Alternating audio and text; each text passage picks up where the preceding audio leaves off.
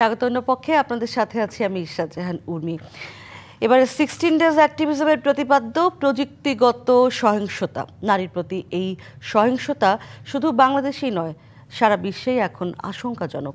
এক জরিপ বলছে বাংলাদেশের 75% নারী প্রযুক্তিগত সহিংসতার শিকার।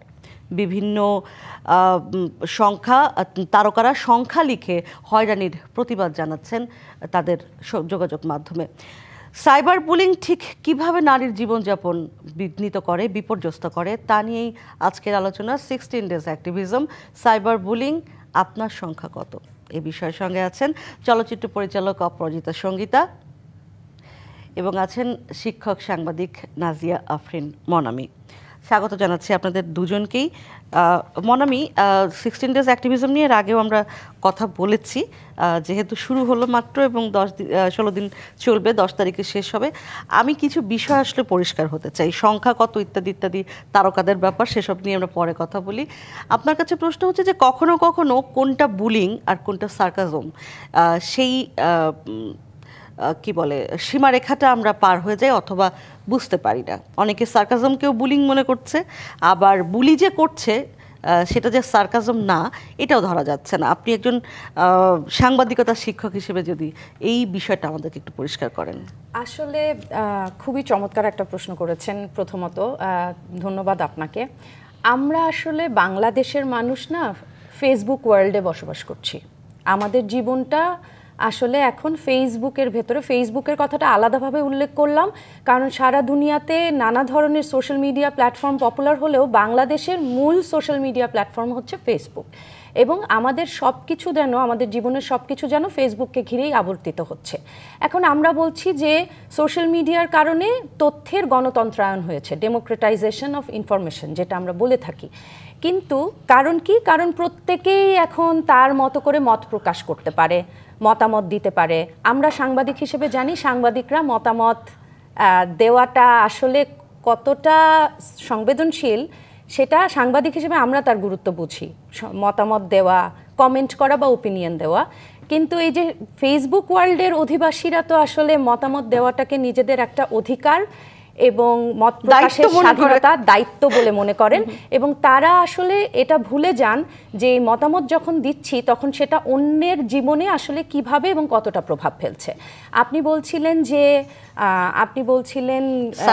সার্কাজম বা আসলে বিদ্রূপ বা ব্যঙ্গাত্মক মন্তব্য যখন করছি তখন সেটার আসলে সীমারেখাটা টানতে পারছি না। আর joke is never a joke, এটা আমরা বলে থাকি। কারণ আসলে একটা জোকের মধ্যেও পেছনেও অনেক কিছু লুকোনো থাকতে পারে, তাই না? তো এই কারণে যেটা হচ্ছে, যখন আমরা বেশিরভাগ সময়ই আসলে এই জোক কিংবা ব্যঙ্গ কিংবা বিদ্রূপ এটার আড়ালে আসলে এটার খোলসের ভেতরে গিয়ে আসলে আমরা বুলিং এর দিকে এগিয়ে যাচ্ছি, এবং এটার সবচাইতে বড় শিকার হচ্ছেন নারীরা। কিভাবে আমি আপনাকে বলি, আমরা সবাই তো মনামি ম্যাডামের গল্প সবাই শুনে আসছি, আমি নিজে একজন মনামি, এবং এই কারণেই আমি এটা আপনাদের সঙ্গে শেয়ার করতে চাই যে যেহেতু আমার নাম মনামি, শুধুমাত্র আমাদের নাম মিলে যাওয়ার কারণে আমাকে রীতিমতো ভয় পেয়ে আমার প্রোফাইলের নানা ধরনের গোপনীয়তার সেটআপ চেঞ্জ করতে হয়েছে।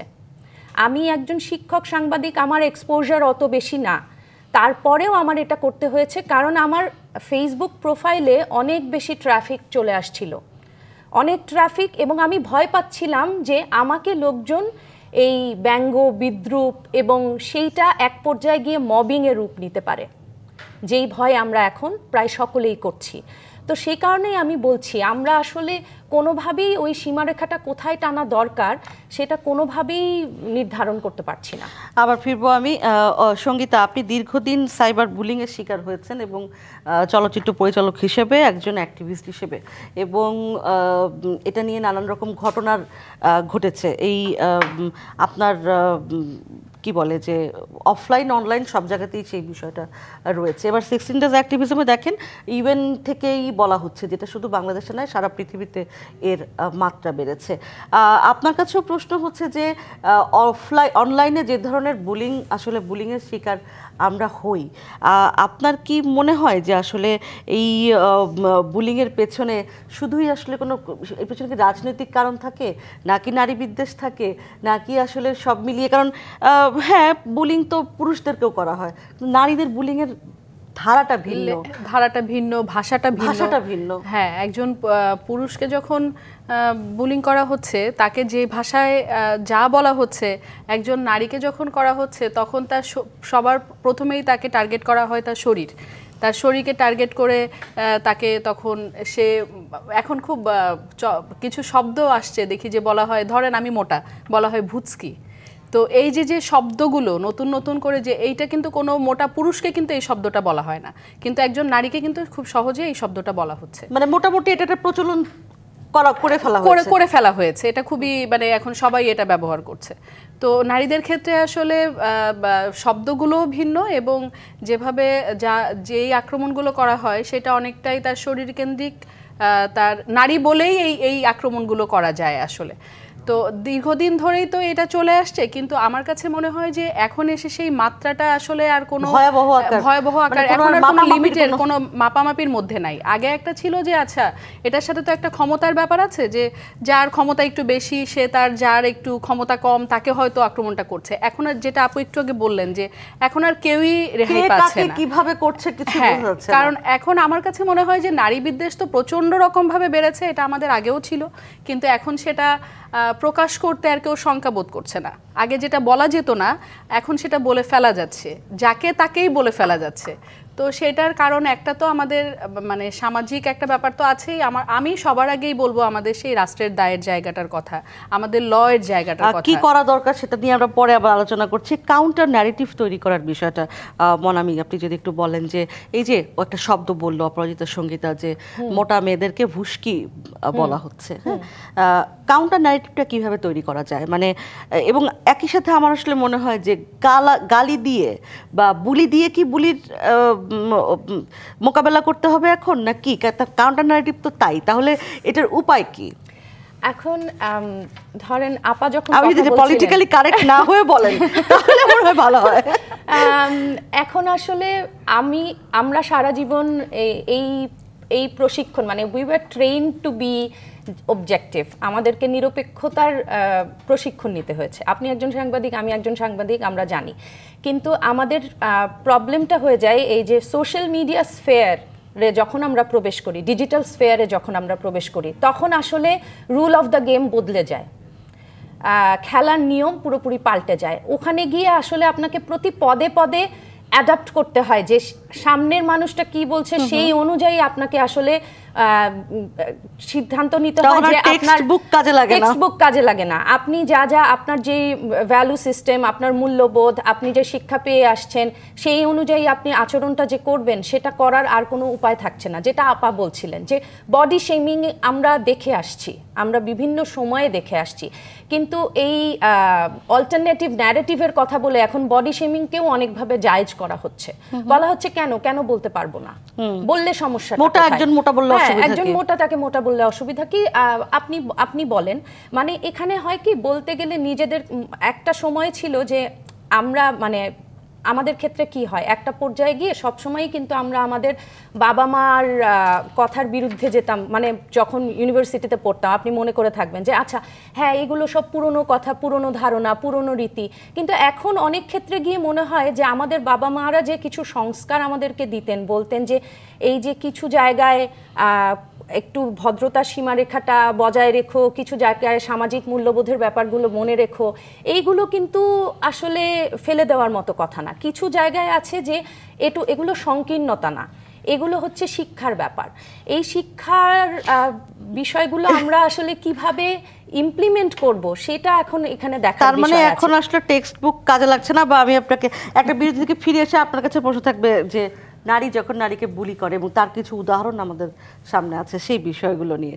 একটা বিরতি নিচ্ছি, অন্য পক্ষে থাকুন ডিবিসি নিউজের সঙ্গে। স্বাগত আবার অন্য পক্ষে। কথা বলছি আজ 16 ডেজ অ্যাক্টিভিজম উপলক্ষে। আপনার সাইবার বুলিংয়ে আপনার সংখ্যা কত, এই বিষয়ে এই বিষয়টা মনে হয় টানা উচিত, সংখ্যা কত। তার আগে আমি একটু সঙ্গীতা আপনার কাছে যেটি বলছিলাম যে নারী যখন নারীকে বুলি করছে, এটা আসলে আলাদা করে বলার কিছু নয়, কারণ পৃথিবীতে বহু পুরুষতান্ত্রিক নারী আছে, তারা এটা করবেই, বা যারা এই ধরনের বিষয়ের সঙ্গে জড়িত তারা এটা নিয়ে চিন্তাও করবে না যে কি হচ্ছে বা কেন হচ্ছে। বিষয়টা সেটা না, বিষয় হচ্ছে যে এই নারীটা যে পরে নিজে আবার আক্রান্ত হবে, এই বিষয়টা কি আসলে নারী বুঝতে পারে না, নাকি এইটা এটা কাউন্টার ন্যারেটিভ তৈরির একটা পদ্ধতি, এটা আমি বুঝতে পারছি না। ব্যাপারটা এরকম যে আমাকে একটা গালি দিয়েছে, আমিও ঠিক সেই গালিটা ফিরিয়ে দিলাম। আরেকটা হলো যে একটা আমাদের মধ্যে একটা প্রবণতা কাজ করে যে স্রোতে গা ভাসানো। যখন দেখা যাচ্ছে যে আচ্ছা 10 জন গালি দিচ্ছে, তখন একজন নারী হিসাবে আমি এই কথাটা বলতে পারি কিনা, সেই বিচার বোধের জায়গায় আমরা বেশিরভাগ সময়ই আমার মনে হয় আমরা থাকি না।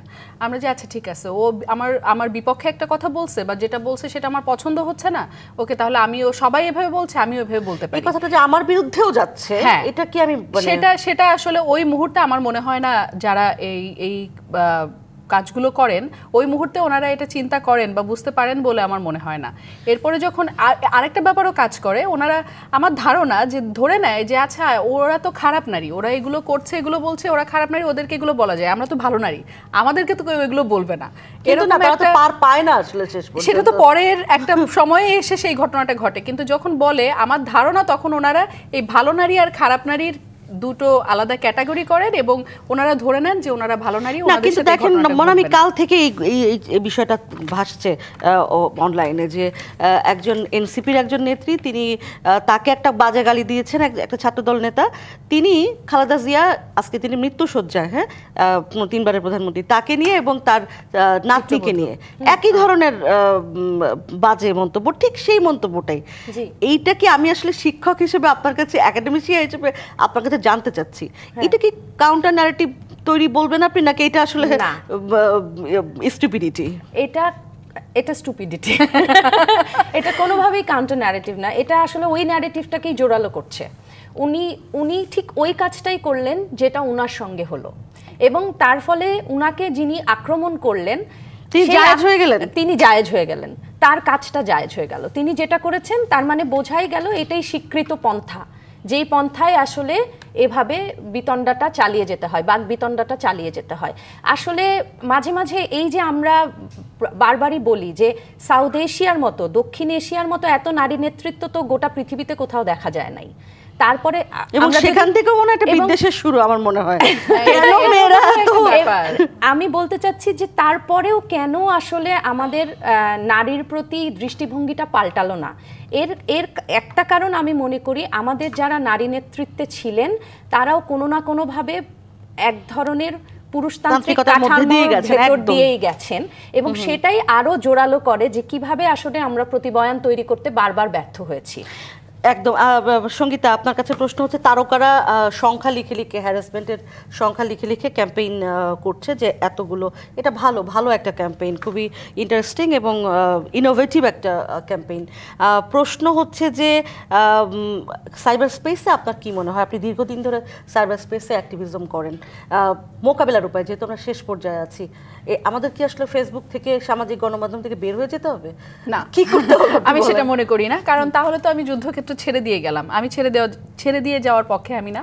আমার মনে হয় যে আমাদের মনের শক্তিটা, মনের জোরটা আরো বাড়াতে হবে, যেহেতু প্রতিরোধের যেটা বলছি সেটা আসলে আমাদের হাতে খুব বেশি নাই, সেটা আছে রাষ্ট্রের হাতে, সেটা আছে আমাদের প্রশাসনের হাতে।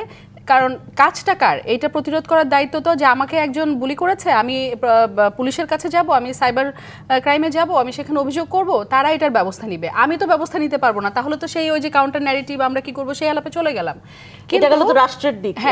মনস্তাত্ত্বিক দিকটা যদি আপনি বলেন, মনের শক্তিটা বাড়ানোর যে বিষয়টা, সেটা এটা আসলে এক একজনের মেকানিজম এক এক রকম।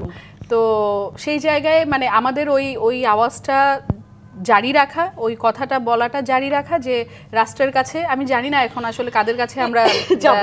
যাব। সাইবার বুলিং এর জন্য আসলে কোথায় যাব এখন তো মানে ক্লিয়ার না। এবং এখন এটা খুবই, কারণ এর মধ্যেও মানে বেশ কিছু ঘটনা যখন আমি যাওয়ার চেষ্টা করেছি তখন বলা হয়েছে দেশে এখন অনেক বড় বড় ইস্যু আছে, এগুলো নিয়ে আসলে আমরা এখন কাজ করতে পারছি না। আগেও এগুলো ছিল, কিন্তু আগে তাও যাওয়া গেছে, কিছু কাজ হয়েছে, কিছু জায়গা আমাদের ছিল, কিন্তু এখন খুবই দুর্ভাগ্যজনকভাবে এখন যখন আমরা যাচ্ছি সাইবার ক্রাইম যে ডিপার্টমেন্ট আছে সেখানে যখন যাচ্ছি তখন বলা হচ্ছে যে দেশে এখন অনেক বড় বড় আরো অনেক বড় বড় ঘটনা ঘটছে, এই ছোটখাটো বিষয়গুলো ইগনোর করেন। তো এটা খুবই দুঃখজনক যে এটা মোটেই যে ছোট বিষয় না, সেটাও আসলে আমাদের যারা ওখানে বসে আছেন ওনারা বুঝতে পারছেন না। আমি কাউন্টার ন্যারেটিভ তৈরির ক্ষেত্রে একটা জিনিস আমরা দেখেছি, কোনো জিনিস কাজ করে, যেমন যখন কাউকে স্লাট শেমিং করা হয় তখন অনেক মেয়ে, এখন আমরা নিজেরাই রাতের রানী ক্যাম্পেইন হয়েছে একবার, হ্যাঁ, বলা হয়েছে যে ঠিক আছে স্লাট, তারপরে কি, আমি স্লাট, তারপরে কি, এবং এই তারপরে কি বললে অনলাইনে যারা হ্যারাস করে তারা থেমে যায়, আর কিছু খুঁজে পায় না। এইটা একটা পদ্ধতি হতে পারে কিনা? অবশ্যই, মানে আমি আসলে বলতে চাচ্ছি যে সঙ্গীতা আপনার রাষ্ট্রীয় দিকটা বললো, আইনের দিকটা বললো, আমি বলতে চাচ্ছি মনস্তাত্ত্বিকভাবে আসলে মেয়েদেরকে এই বিষয়টাকে একসেপ্ট করা যে ওকে ফাইন বলছে, তারপরে আমি এটা নিব না। এখন ধরেন রাষ্ট্রের নাগরিক হিসেবে আমি যদি নিজের অধিকার এবং সুবিধা বুঝে না নেই এবং সেটা জোরালোভাবে না বলি, তাহলে আসলে রাষ্ট্র তো দায় নেবে না, সত্যি কথা। এই কারণে আসলে মেয়েদেরকে বারবার বোঝাতে হবে যে আমিও সমানভাবে একজন রাষ্ট্রের নাগরিক, একজন পুরুষ যা যা বলতে পারে আমিও তাই বলতে পারি।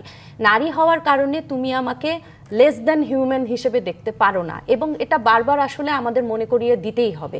তুমি যখন আমাকে বলবে রাতের রানী, হ্যাঁ আমি রাতের রানী, এরপর কি বলবে তুমি আমাকে? এটা তো মনস্তাত্ত্বিক দিক গেল, কিন্তু এইটা বলে আমি আবার রাষ্ট্রকে একটা সুবিধা করে দিচ্ছি কিনা যে ঠিক আছে আমার এটা গায়ে লাগে নাই, তোমার কোনো ব্যবস্থা নেওয়ার দরকার নাই। হ্যাঁ, না, এই যে আপা যেটা বলছিলেন যে সারা জীবনই রাষ্ট্রের কাছে এটা ছোট সমস্যা হয়েই থাকবে, এটা হতে দেওয়া যাবে না।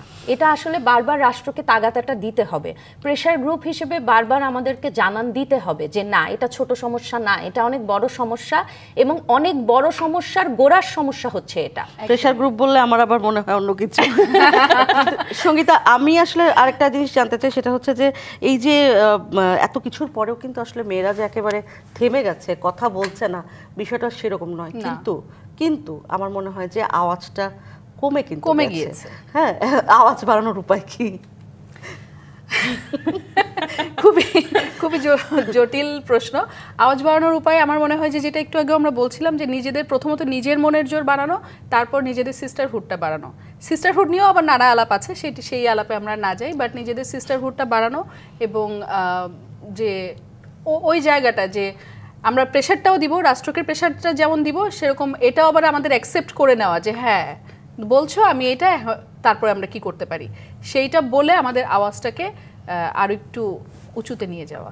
মনামি, আপনার কাছেও একই প্রশ্ন, যে একদমই ছোট করে যে কিভাবে আওয়াজ তোলা যায়, আওয়াজ বাড়ানো যায়, কিভাবে আওয়াজ তোলা যায়, এটা আসলে প্রতিবন্ধকতা আসছে, আরো আসতে থাকবে, আমাদেরকে এটা ধরেই নিতে হবে যে আমরা এর সুফল ভোগ করতে পারবো, মানে মেন্টালি আমাদেরকে অ্যাকসেপ্ট করে নিতে হবে যে আমরা লড়াই করে মরে যাব, এরপরে যারা আসবে তারা এর সুফলটা ভোগ করবে, কিন্তু আমাদেরকে লড়াইটা চালিয়ে যেতে হবে। আমাদেরকে বারবার কথা বলা বন্ধ করা যাবে না। কথা বলা বন্ধ করা মানেই আফগানিস্তান নতুন করে আর না বলি, তারপরে হচ্ছে কাজেই কথা বলাটা বন্ধ করা যাবে না, যে কোনো উপায়ে হোক, সেটা টেক্সচুয়ালি হোক, ভার্বালি হোক। অনেক ধন্যবাদ নাজিয়া আফরিন মনামি, এবং ধন্যবাদ অপরাজিতা, সঙ্গীতা, আপনাদের দুজনকে। এই ছিল আজকের অন্য পক্ষে। ডিবিসি নিউজের সঙ্গেই থাকুন 24 ঘন্টা।